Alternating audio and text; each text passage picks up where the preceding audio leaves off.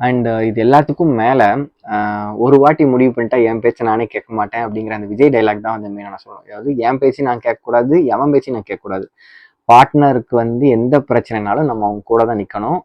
இந்த மாதிரி பிரச்சனை வரும்போது தேர்ட் பார்ட்டின்னு ஒருத்தனை ஒருத்தி உள்ள விடும்போது ஈவன் சம்டைம்ஸ் பேரண்ட்ஸே வந்து ஒஸ்டான டெசிஷன்ஸ் மேக்கராக இருக்காங்க. ஸோ அவங்களோட இன்ஃப்ளூயன்ஸ்னாலையும் சுற்றி இருக்கிறவங்களோட இன்ஃப்ளூயன்ஸ்னாலையும் அழகான ஒரு குடும்ப வாழ்க்கையை வெட்டி உடச்சிட்டு தேவையில்லாமல் டைவர்ஸ் வாங்கிட்டு போகிறாங்க.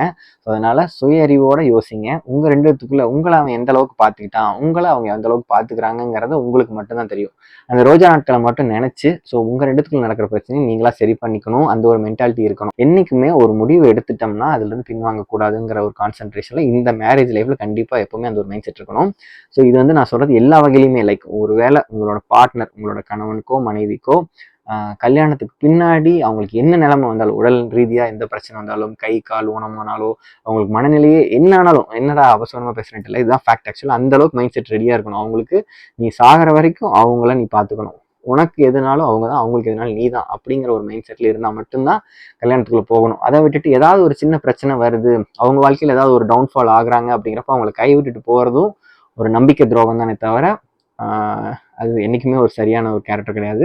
ஸோ அந்த ஒரு மைண்ட் செட்டில் இருந்தால் மட்டும்தான் இத்தனையும் நம்ம யோசிச்சு தான் கல்யாணம் பண்ணணும். ஏன்னா கல்யாணங்கிறது ஒரு சின்ன விஷயமே இல்லை அப்படிங்கிறதுக்காக தான் நான் டாப் டு பாட்டம் எல்லாத்தையும் மொத்தமாக சொல்லிட்டு இருக்கேன். இந்த ஜென்ரேஷனுக்கு தேவையான திருமணம் மற்றும் வாழ்க்கையை பற்றின நிறைய விஷயங்களை நம்ம சேனலில் பேசுவோம். இந்த வீடியோ உங்களுக்கு பிடிச்சதுன்னா நம்ம சேனலில் மற்ற வீடியோஸையும் பாருங்கள்.